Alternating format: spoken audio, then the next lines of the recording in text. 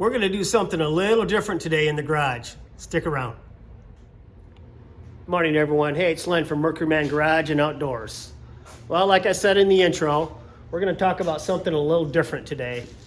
And just curious, how many of you guys out there are in the market for a new truck or a new car or anything new? Have you checked the prices lately of new vehicles? I'm sure you have. And that's what stopped you. New vehicles are outrageous right now, and you guys know that. But we're going to talk about that today and some of the thoughts I had on, maybe buying used, something like this, or, something a little lesser than a brand new vehicle, because who can afford the prices these days? All right, well, most of y'all out there are aware of prices of vehicles these days, and there's tons of YouTube videos out there right now on the subject. And, they go into great detail as to why. They give you numbers, prices, government regulations, dealer regulations, bailouts. They talk about bailouts and all kinds of stuff. And I just kind of want to keep this at a blue collar level and not go into great detail as to why things are the way they are. I just want to keep it simple and, just for the average Joe who wants to get a truck, something different, not necessarily new, but just get a truck because they need it, and some options you might think of, going forward to get that. All right, everyone. Well, I said I wasn't going to go into great detail, but I kind of want to go over some things first before we get into any more of this video. And the biggest thing is, I'm sure you guys have driven by your local dealerships and noticed the lots are quite full. And there's a reason for that. And the reason for that is the price of vehicles. That's my opinion. It's just, bottom line is they're priced way too high and they're not moving. And, some are, some trucks still move because there's people out there that can afford it, but 90% of the population can't. And, the reason is purchase costs. That's my thought is that's the biggest reason. It's pretty obvious. You guys, it's not rocket science. We just can't afford these vehicles anymore. And, there's so much hidden costs too with purchasing new. You got dealer prep, you got all kinds of add-ons from the dealership. You see a sticker price on a vehicle, that's not what you're paying. There's tax added onto that, there's registration, there's dealer prep, there's all kinds of things that are added on to that price. So if you see a $80,000 vehicle sticker price, it's still going to be more, probably $85,000 to $90,000 out the door. So just keep that in mind if you're thinking new. And, there's, like I said, all kinds of hidden costs with warranties and just a lot of hidden costs with a brand new vehicle. Another thing is, insurance. Insurance on a newer vehicle is outrageous. I don't know what a new vehicle is these days on a $100,000 pickup, but it can't be cheap. I know that. So that's another thing to keep in mind if you want to get new. Registration, I mentioned that. Inflation, there's a lot of things that tie into buying a new truck these days, and it's just not just buying a new truck. You got inflation, you got food costs, you got mortgage payments, you got rent, everything. You got a monthly cost that you have to pay for, and then you add a new truck payment onto that, which could be upwards of $1,000 a month for a new truck. People are paying that. Not me. I won't be doing that. And I think just people are just getting fed up. And that's another reason why you're seeing these lots as full as they are, is just they're getting fed up and they're taking a stand. And that's how I feel too, is let's start taking a stand against these dealerships and car manufacturers and saying, hey, enough's enough, man. We can't do this. So some things that I have in mind that I'm doing and have been doing for quite some time, and maybe you guys can do the same. All right, guys, well, I got one more thought as to why the car lots are so full of new vehicles, and it's not only the purchase price. Is I truly believe that these manufacturers are holding out for a bailout. I think that's what they want to do. And I don't see Trump doing that, to be honest with you. We'll see. And if he does, which is highly unlikely, I would like to see, them treated as a loan with interest. If the government bails out these manufacturers and gives them money, bailout money, well, charge them. They have to pay it back with interest, like we have to do when we borrow money. So what's the difference for why are they any better than us? But, there's a lot more to it than that, but like I told you, this is a blue collar video. All right, everyone, so you're in the market for a new truck, a new car, or a new SUV, and you head to the dealership and sticker shock hits you, which will happen, I guarantee it. If you're not aware of new car prices right now, you will be in for it when you go see at the dealership what they cost. But you have options. And one option is, buying used. Just get a good used vehicle, and they are out there. And I'm not talking a used vehicle from a dealership. I'm talking a privately owned vehicle. Craigslist, Marketplace, a buddy, a friend of a friend. Somebody's got a good used vehicle for sale. Go look at it. Check it out. Drive it. You can save a lot of money that way by buying used. But there's risk involved with that. If you buy a dealer used car or truck, you get a guarantee of some sort, 90 days, 1 year. It's not much, but it's something. If you buy privately, you don't get anything. And that's where you come in. You have to have some kind of mechanical ability or knowledge or know somebody that does to, evaluate that vehicle to see if it's a good buy. Take it for a test drive, test the brakes, test the steering, the shocks, things like that. And like I said, if you don't know what to look for in a vehicle, take a buddy along that does, a mechanic friend or somebody that knows vehicles and knows a good value when they see it. All right, guys, so now you're in the market for a good used vehicle because you realize that's all you can afford. But like I said, you can find a good used vehicle out there if you just look. And I'm talking, model year 2000 to, say, 2018. There's a lot of vehicles out there in that year range that are a good value. Privately owned vehicles in that year range. You want to stay away from COVID era vehicles, 2020, 2021s. They're going to be a little higher.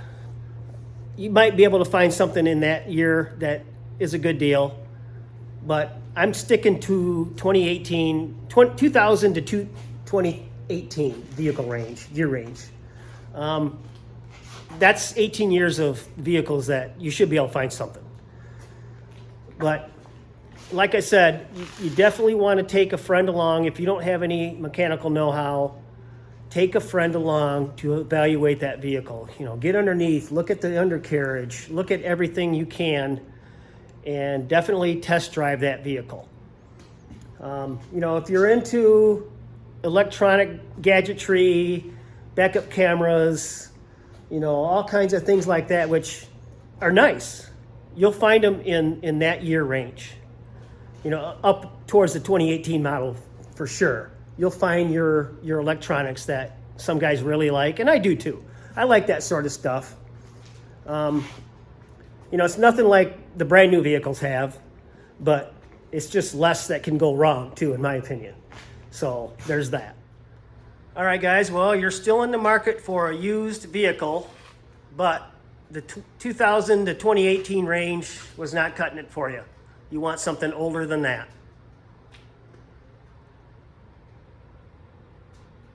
And that's where this truck comes in for me. That was my mindset when I bought this truck. It's a 1996 Ford F-250 XLT, 460 automatic, 4x4, in pretty close to mint condition. Now, these trucks aren't going to be cheap, but they're not going to lose their value much either. So that's something to consider when you're buying an older vehicle.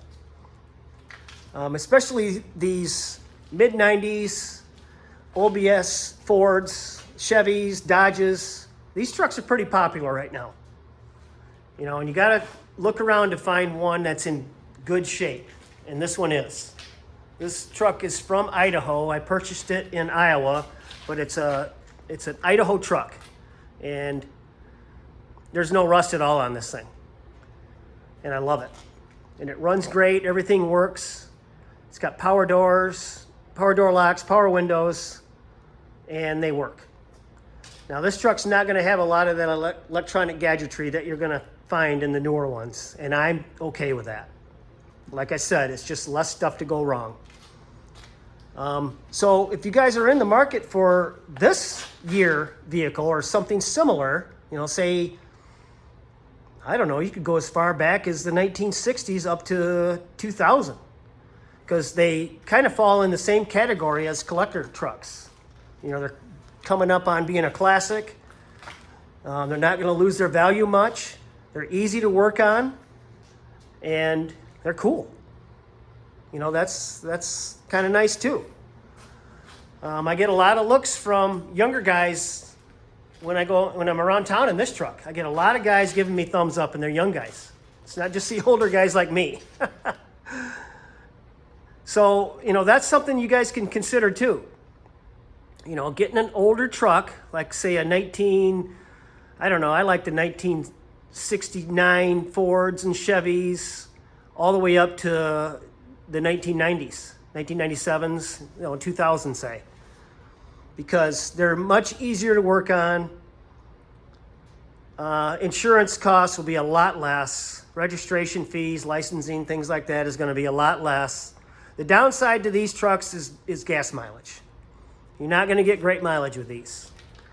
But as far as that, that's the only real negative to a vehicle like this.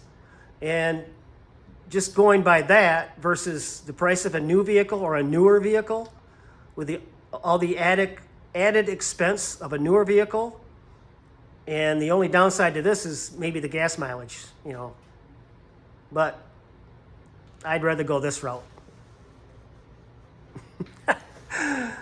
But there's some thoughts, guys, on the vehicle market these days. And, you know, just some ideas on some things that I've been thinking about for a while, and maybe you can too. You know, maybe we should be thankful the prices are the way they are in vehicles these days, because any of us that own classics know that the prices of these things are going up every day now.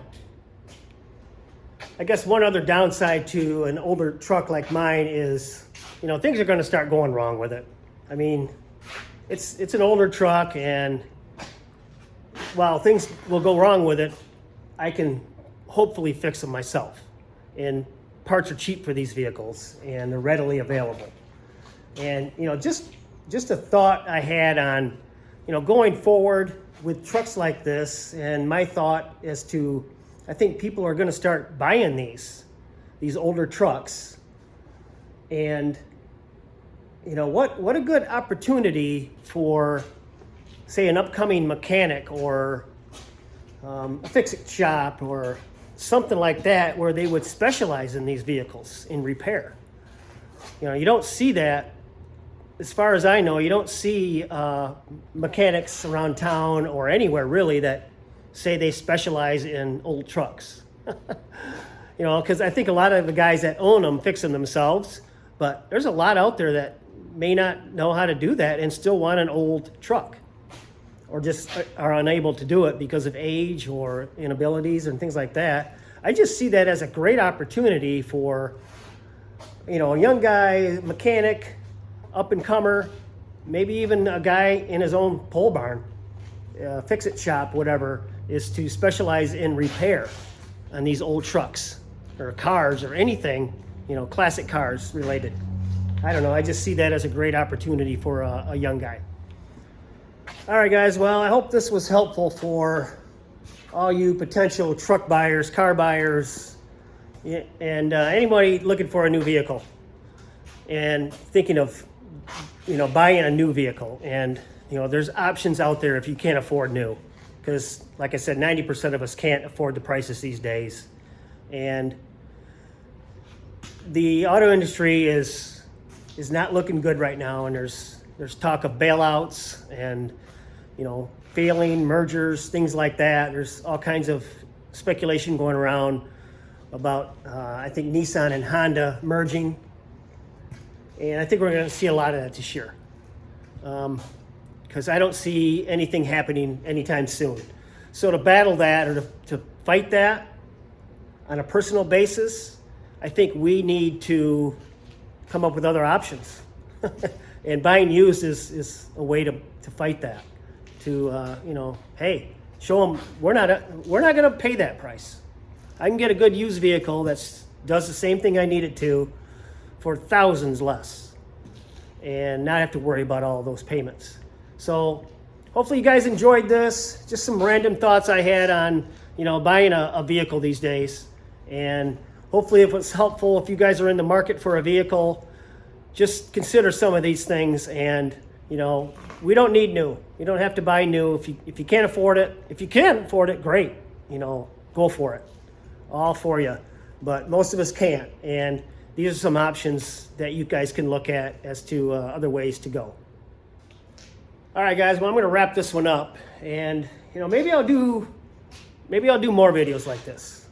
Just Mercury Man random thoughts, blue collar style.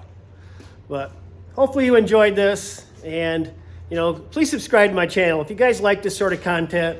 I'd really, really appreciate you guys subscribing. And I love your viewership, love the comments, and give me a like. You know how that all works. But anyway, guys, hope you have a great new year, and we'll catch you on the next one.